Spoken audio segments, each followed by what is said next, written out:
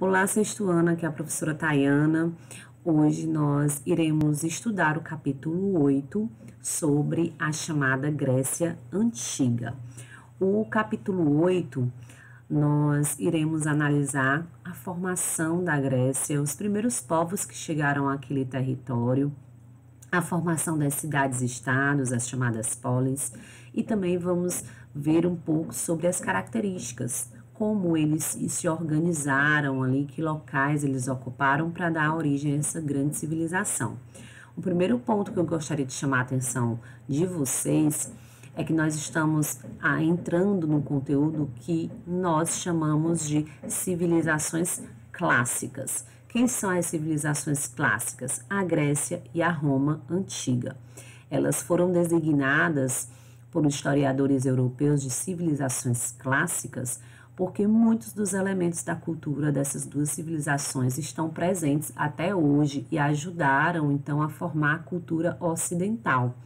Muitos dos elementos arquitetônicos, linguísticos, culturais, direito, as leis foram e acabaram sendo influenciados aí pela cultura da Grécia e de Roma antiga.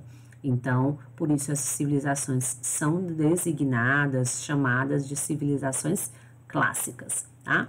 Um ponto super importante que a gente vai estar analisando logo aí no livro de vocês, na página 123, vou colocar aqui para vocês, página 123, o primeiro ponto, sobre a civilização grega.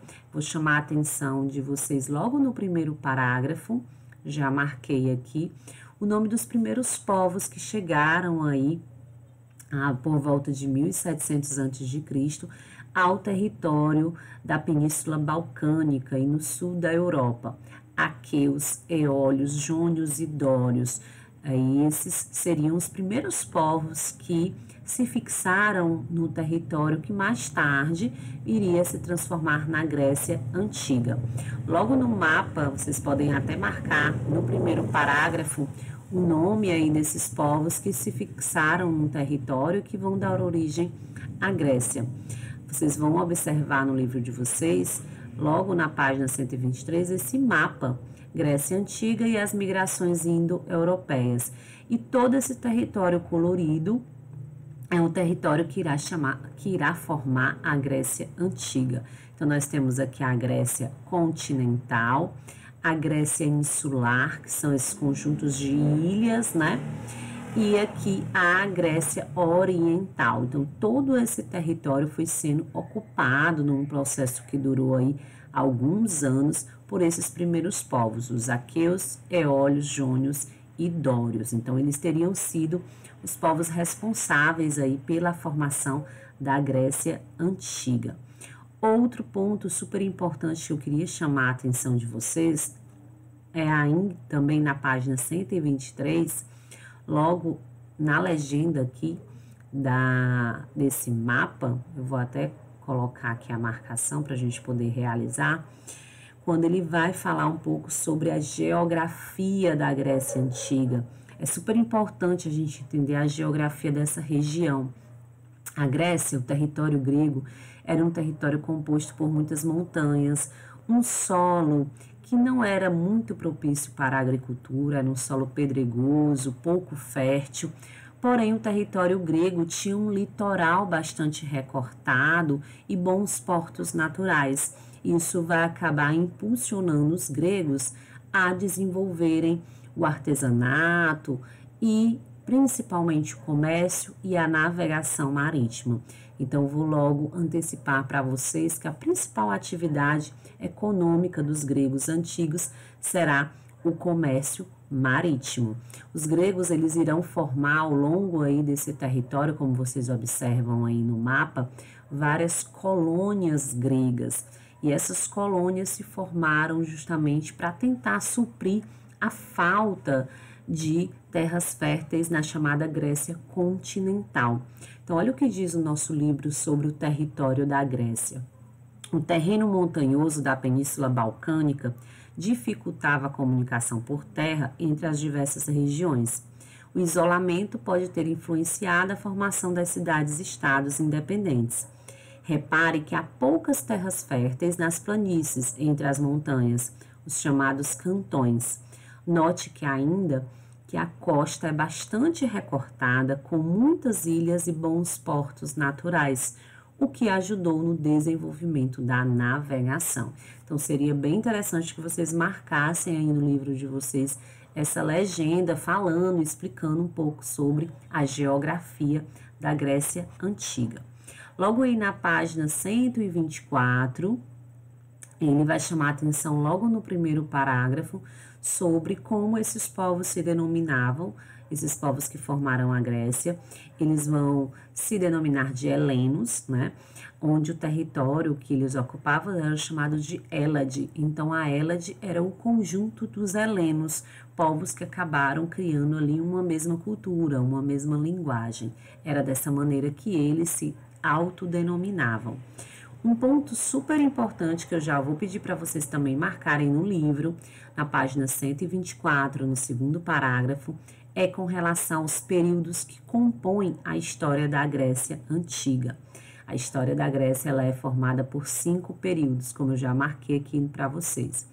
Período pré-homérico, homérico, arcaico, clássico e helenístico. Então, cada um desses períodos a gente vai destacar aí uma característica importante. Hoje nós vamos estudar sobre o período pré-homérico, homérico e arcaico. Na próxima aula, a gente vai estudar sobre o período clássico e o período helenístico. Cada um desses períodos a gente vai destacar um ponto importante. E aqui no livro de vocês, vocês conseguem visualizar, olha, esse esquema que dá para a gente visualizar um pouco sobre como se formou a Grécia. Então, nesse período pré-homérico, será a formação da Grécia pela junção, a mistura de duas civilizações, a civilização cretense junto com a civilização micênica. Então, essas culturas irão se misturar a partir do momento em que os aqueus, eólios, jônios e dórios vão invadir esse território e irão fazer aí uma junção dessas duas culturas, da civilização cretense e a civilização micênica. Logo após esse período, teremos o período homérico, logo depois o período arcaico, o clássico e o helenístico. O período helenístico aí é marcado pela decadência da Grécia Antiga. Logo aqui embaixo, na página 124, a gente já começa com o período homérico. Como eu pontuei para vocês, olha, aqui em cima, né, na página 124, a gente vai dar destaque nesse período a duas civilizações que irão originar a Grécia Antiga. A civilização de Creta, que habitavam, olha aqui, a ilha de Creta, essa pequena ilha banhada aí pelo mar Mediterrâneo, tinha uma posição privilegiada. Os cretenses, eles tinham um grande destaque no comércio marítimo, né, principalmente aí no mar Mediterrâneo. Nessa ilha, a ilha cretense, nós vamos encontrar muitos elementos que vão estar presentes na cultura grega, principalmente com relação à arquitetura. Muitos elementos da arquitetura de Creta, principalmente os seus grandes palácios, vão ser algo recorrente na cultura da Grécia Antiga. Então, os fundadores, a elite de Creta, viviam em palácios luxuosos, principalmente na cidade de Knossos, né, os chamados Minos. Eles acabavam aí cobrando tributos de povos que eles dominavam naquele território. Outro ponto importante sobre essa civilização é a civilização micênica. A civilização micênica também vai conquistar aí a ilha de Creta e os elementos da cultura micênica irão se misturar com a cultura cretense. Logo no mapa aí na página 125 vocês conseguem visualizar a civilização micênica que irá conquistar a civilização cretense. E dessa mistura irá se originar a Grécia Antiga, tá? Um ponto super importante que eu quero chamar a atenção de vocês é com referência Aí é o segundo período da história da Grécia, o período homérico.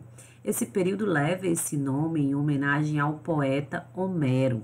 Os historiadores colocam aí os seus dois principais poemas, Ilíada e Odisseia, como a principal fonte de estudo sobre a formação da Grécia nesse período, Ilíada e Odisseia. São poemas atribuídos aí ao chamado poeta Homero, que dá o nome a esse período. A obra Ilíada, ela fala sobre a guerra de Troia, quando os gregos vão conquistar os troianos, vencem aí os troianos. Como se dá essa vitória?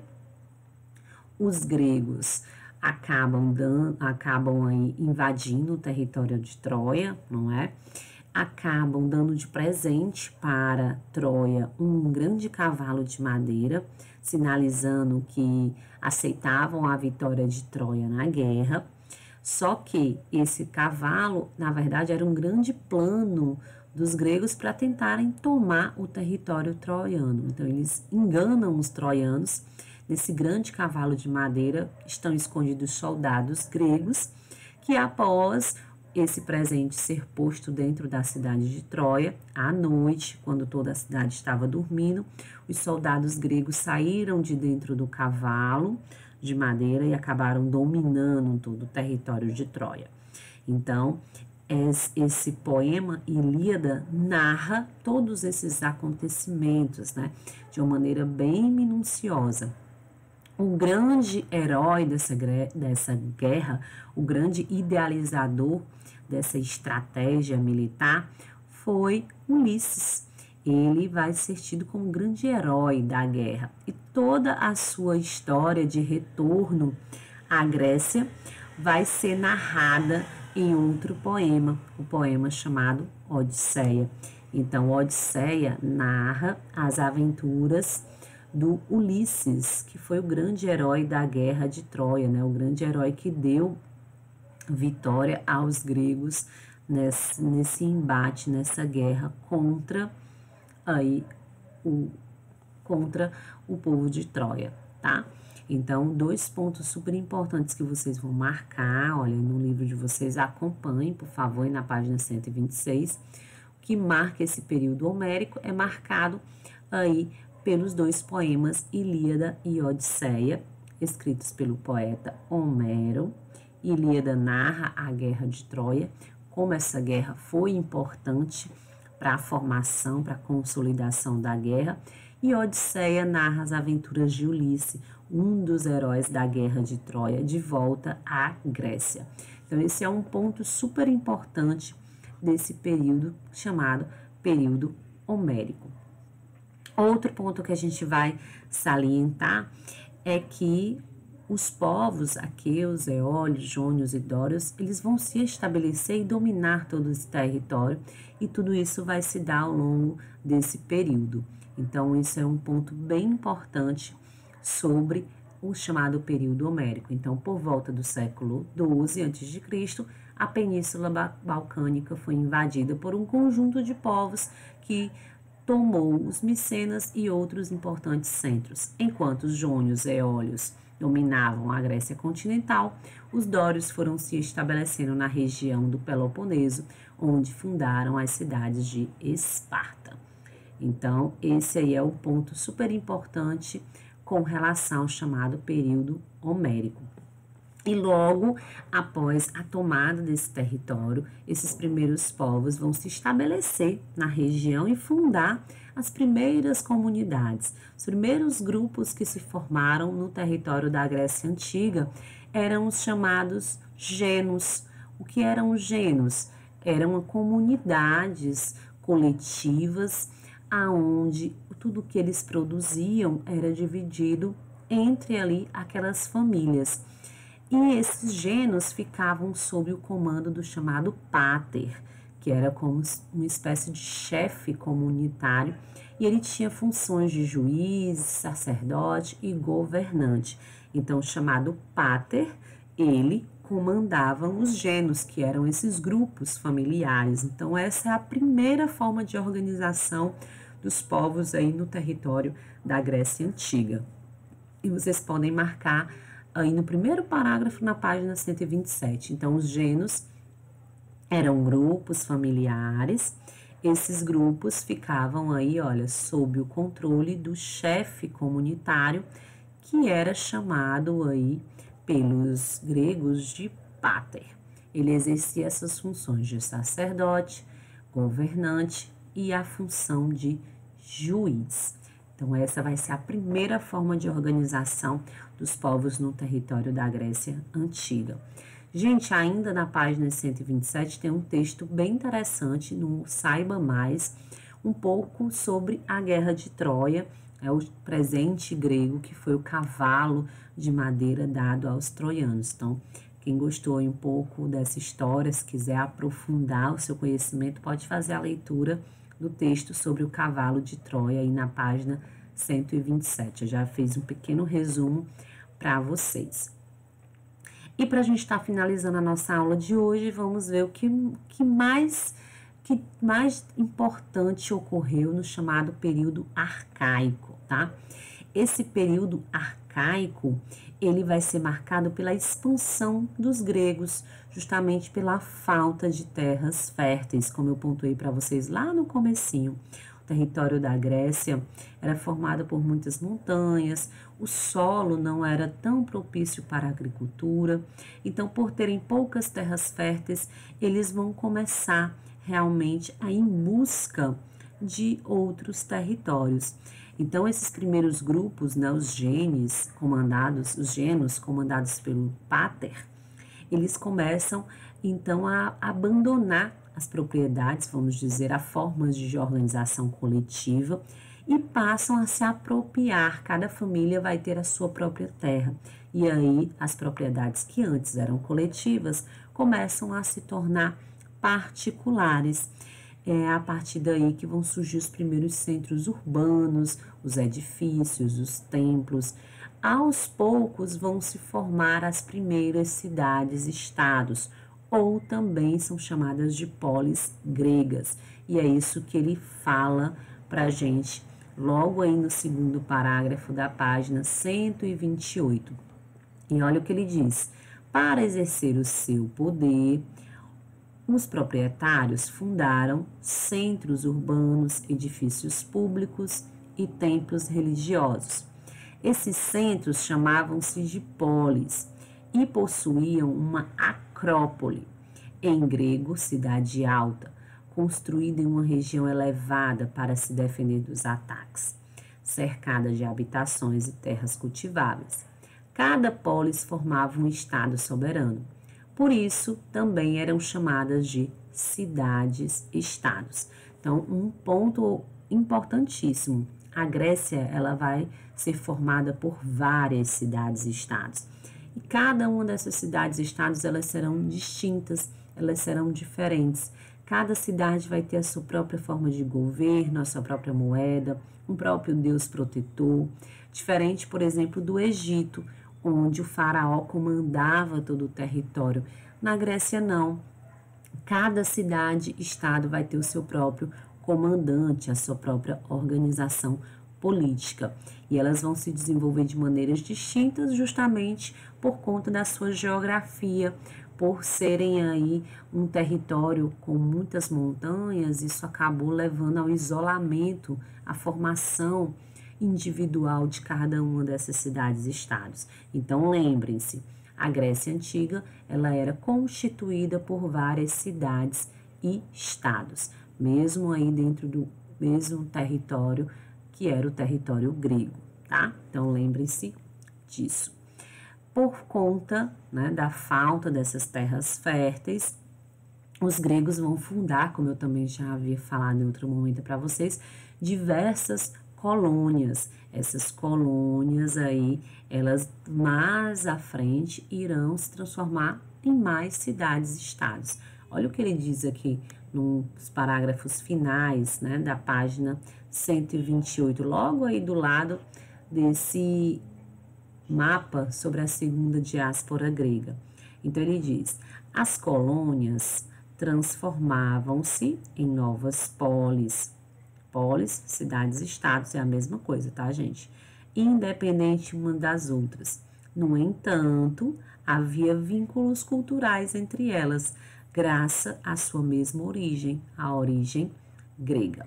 Um ponto em comum é que cada uma dessas polis eram administradas por uma aristocracia. A aristocracia significa os melhores, aristos, e kratia significa poder, isto é, o governo daqueles que se julgavam, vou até marcar aqui para vocês, ó, o governo daqueles que se julgavam os melhores. Então, os aristocratas, eles sempre possuíam as melhores terras. E, em sua grande maioria, eles se diziam descendentes dos fundadores das cidades gregas, né? Das cidades-estados gregas. Então, outro ponto super importante aí. A Grécia era formada por várias cidades-estados e essas cidades-estados eram governadas pela sua aristocracia, ou seja, aqueles que seriam os descendentes dos primeiros fundadores das cidades-estados. Então, cada cidade havia ali a sua aristocracia, que seriam os descendentes dos seus fundadores, ok? Na página seguinte, aliás, ainda continuando na página 128, o último ponto aí da página 128, do período arcaico para o período clássico, nós vamos ver que para o período clássico, a gente vai chegar ao auge das cidades-estados. E no auge das cidades-estados, nós iremos dar destaque a duas, Esparta e Atenas. Por que Esparta e Atenas? Porque elas serão as cidades-estados de maior peso político, as cidades-estados que irão se consolidar como as mais poderosas da Grécia Antiga. Então, o chamado período clássico vai ser o auge dessas cidades-estados sob a liderança dessas duas, primeiro de Atenas, depois da cidade de Esparta. Mas a gente vai se aprofundar sobre isso na nossa próxima aula. O período clássico e o período helenístico serão aí serão aí os temas do nosso próximo encontro sobre a Grécia Antiga. Uma dica: façam a leitura aí completa do capítulo da página 122 até aí a página 128. Façam uma leitura, marquem os pontos mais importantes, alguns eu já fui marcando aí com vocês. E logo na próxima aula a gente vai fazer a conclusão desse capítulo. E um ponto aí que eu vou relembrar: Grécia e Roma são chamadas de civilizações clássicas, tá?